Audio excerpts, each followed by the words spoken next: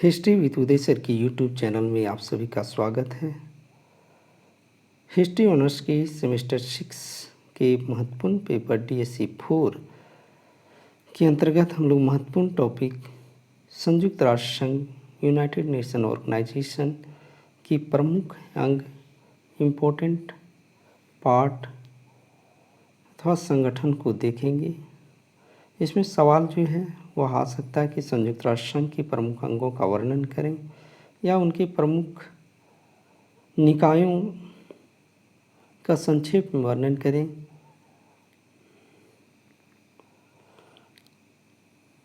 Answer जानने से पहले यदि चैनल पर नए हैं तो चैनल को ज़रूर सब्सक्राइब करें और वीडियो को लाइक करें, दोस्तों के बीच में शेयर करें ताकि अधिक से अधिक छात्र इससे लाभान्वित हो सकें। कोविड के कारण बहुत सारी दिक्कतें बच्चों के बीच में हैं और मैंने 4 प्रश्न DSC 4 से रिलेटेड बनाया है। एक शीत युद्ध से संबंधित, एक दक्षिण अफ्रीका से नस्ल भेद से संबंधित, संयुक्त राष्ट्र संघ के प्रमुख अंग से संबंधित यह जो चल रहा है, और एक खाड़ी युद्ध से संबंधित। चारों ही प्रश्न बहुत ही इम्पोर्टेंट हैं। एग्ज़ाम में आप लोगों को केवल 2 ही लिखना है, लेकिन चारों प्रश्न को अध्ययन कर लेने से एग्ज़ाम में अच्छे मार्क्स आने की संभावनाएं हैं। चलिए देर ना करते हुए आंसर को देखते हैं।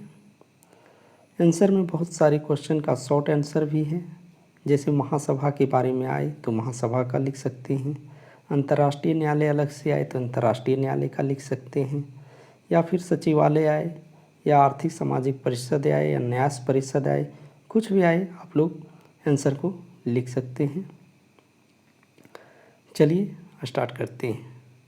प्रथम विश्व युद्ध के बाद विश्व शांति स्थापित करने के लिए राष्ट्र संघ की स्थापना की गई थी, किंतु यह अपने उद्देश्य में खरी नहीं उतरी तथा द्वितीय विश्व युद्ध होने के बाद फिर से वैश्विक शांति स्थापित करने की प्रयास जारी रहे और अंततः एक वैश्विक संगठन के रूप में UNO अथवा संयुक्त राष्ट्र संघ की स्थापना 24 अक्टूबर 1945 को हुई। संयुक्त राष्ट्र संघ के 6 प्रमुख अंग हैं, जिनका वर्णन हम निम्नलिखित ढंग से कर सकते हैं। जो प्रथम अंग है वह है महासभा, जनरल असेंबली। जैसा कि हम लोगों ने ऑब्जेक्टिव में देखा, इसे विश्व की लघु संसद या विश्व की नगर सभा के नाम से भी जाना जाता है। और इसके बारे में हम लोग जानते हैं, संयुक्त राष्ट्र संघ के चार्टर के अध्याय 4 में अनुच्छेद 9 से लेकर 22 तक महासभा की रचना, महासभा के कार्य तथा महासभा की शक्तियों के संबंध में वर्णन है। महासभा को संघ की व्यवस्थापिका सभा भी कहा जाता है, यद्यपि इसके प्रस्ताव बाध्यकारी नहीं होते हैं। संघ के सभी सदस्य महासभा के सदस्य होते हैं। प्रत्येक सदस्य महासभा में 5 प्रतिनिधि तथा 5 वैकल्पिक प्रतिनिधि भेजने का अधिकार है, किंतु उनका मत, उनका जो वोट होता है वह केवल एक ही गिना जाता है, एक ही होता है। महासभा का अध्यक्ष और महासभा का एक अध्यक्ष और 7 उपाध्यक्ष होते हैं। महासभा प्रत्येक अधिवेशन के लिए अपना सभापति चुनती है।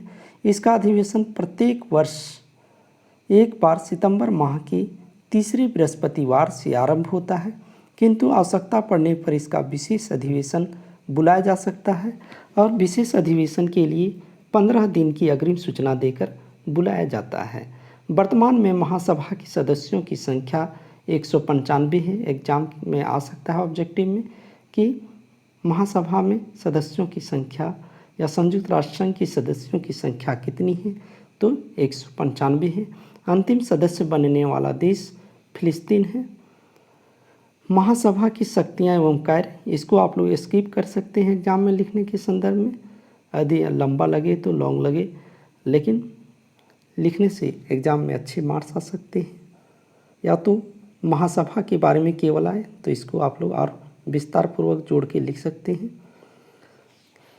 मोटे तौर पर महासभा संयुक्त राष्ट्र संघ के चार्टर के कार्यक्षेत्र में आने वाले सभी प्रश्नों पर विचार कर सकती है। इसके प्रमुख कार्य निम्न हैं। पहला जो कार्य है महासभा का, शांति और सुरक्षा बनाए रखने के लिए अंतर्राष्ट्रीय सहयोग के सिद्धांतों के अनुसार सिफारिशें करना। इनमें निशस्त्रीकरण और शस्त्रों का नियमन करना शामिल है। राष्ट्रों के बीच मैत्रीपूर्ण संबंधों पर आघात करने वाले किसी भी मामले के शांतिपूर्ण समाधान के लिए सिफारिशें करना।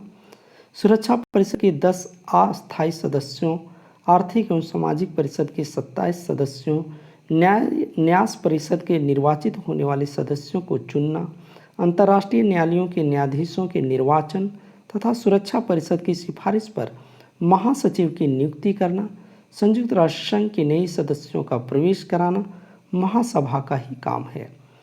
संयुक्त राष्ट्र संघ के बजट पर विचार करना और उसे स्वीकार करना, राष्ट्रों के द्वारा दिए जाने वाले चंदे की राशि को नियत करना भी महासभा का कार्य है।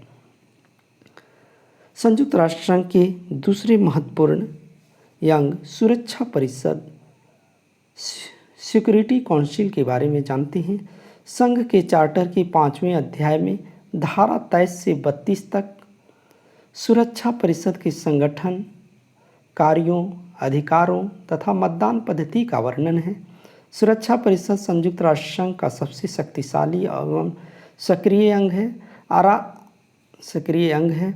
आरंभ में इसके कुल 11 सदस्य थे, पर अब 15 सदस्य हैं।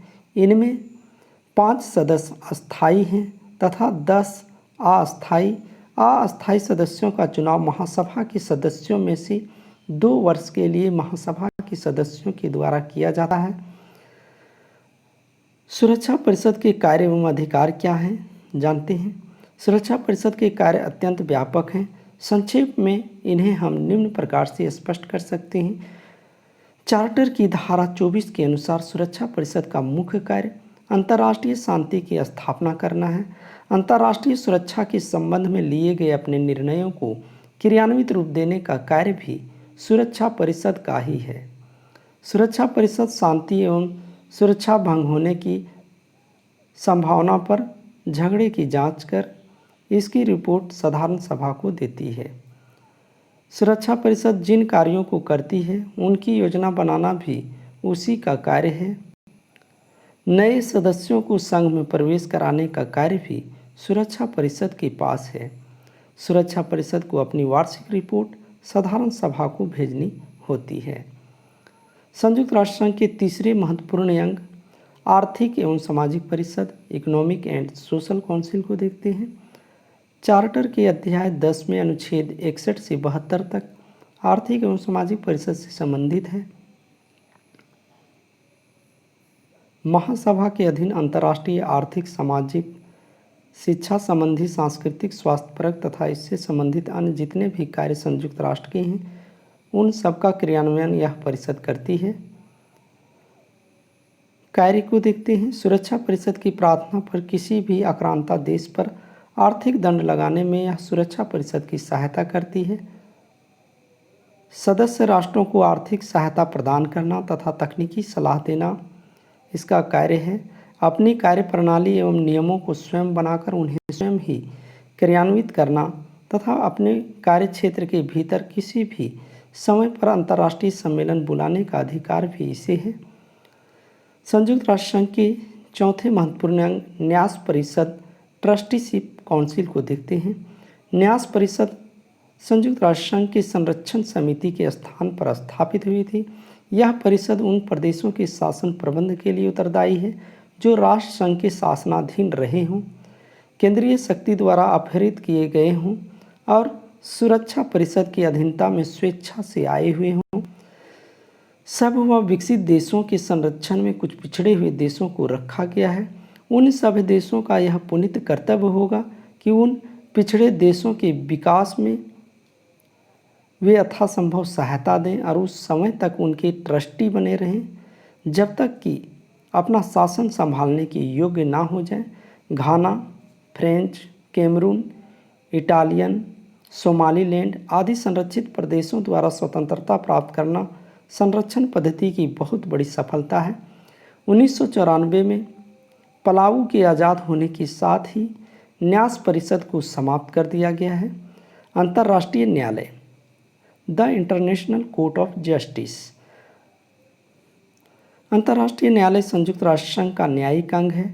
इस न्यायालय में केवल न्यायाधीश होते हैं जिनका चुनाव सुरक्षा परिषद एवं महासभा द्वारा 9 वर्ष के लिए किया जाता है।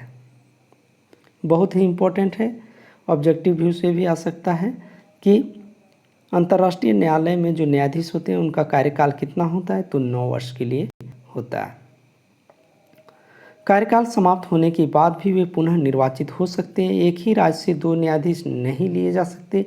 न्यायाधीश की पदच्युति भी हो सकती है, पद से हट सकते हैं यदि वह सदस्यों की सर्वसम्मति से आवश्यक शर्तों को भंग करने का दोषी पाए जाएं। न्यायालय के विधान के अनुसार इसमें 15 अस्थायी न्यायाधीशों के अतिरिक्त अस्थायी न्यायाधीश नियुक्त करने की भी व्यवस्था होती है।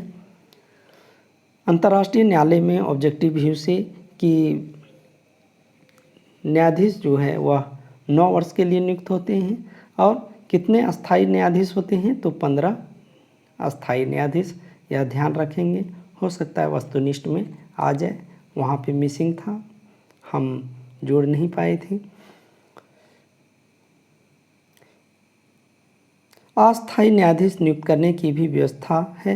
यदि न्यायालय में किसी ऐसे राज्य का मामला विचाराधीन है जिसका 15 न्यायाधीशों में प्रतिनिधित्व नहीं है, तो वह अपना एक कानूनी विशेषज्ञ मामले की सुनवाई के दौरान अस्थायी न्यायाधीशों के रूप में नियुक्त करा सकता है। अंतर्राष्ट्रीय न्यायालय की गणपूर्ति 9 रखी गई है। न्यायालय के सभी निर्णय बहुमत से लिए जाते हैं। बहुमत न होने पर सहमति का निर्णायक मत मान्य होता है। न्यायालय के विरुद्ध कोई अपील नहीं की जा सकती है। विशेष परिस्थितियां उत्पन्न होने पर न्यायालय अपने निर्णयों पर पुनर्विचार कर सकती है। न्यायालय की भाषा अंग्रेजी तथा फ्रेंच है। अंतर्राष्ट्रीय न्यायालय का मुख्यालय द हेग है, बहुत ही इम्पोर्टेंट है, जो आपका नीदरलैंड हॉलैंड में है। एक वस्तुनिष्ठ दृष्टि से भी आ सकता है। 6वें और अंतिम जो अंग है संयुक्त राष्ट्र संघ का सबसे महत्वपूर्ण अंग सचिवालय, सेक्रेटेरिएट। संयुक्त राष्ट्र संघ के कार्यों के संपादन के लिए एक सचिवालय की स्थापना की गई है और इस संगठन के सुगम एवं सुव्यवस्थित कार्य करने पर ही संयुक्त राष्ट्र संघ की सफलता निर्भर करती है। सचिवालय का मुख्य प्रशासनिक अधिकारी महामंत्री या महासचिव या सेक्रेटरी जनरल होता है, जिसकी नियुक्ति सुरक्षा परिषद की सिफारिश पर महासभा द्वारा 5 वर्ष के लिए की जाती है। महामंत्री अथवा महासचिव सचिवालय की सहायता से अपना कार्य करता है। महासचिव की सहायता के लिए सचिवालय में लगभग 3500 कर्मचारी एवं पदाधिकारी होते हैं। सचिवालय का प्रधान कार्यालय न्यूयॉर्क एवं जेनेवा में है। वर्तमान में संयुक्त राष्ट्र के महासचिव एंटोनियो गुटेरेस हैं। Thank you for watching.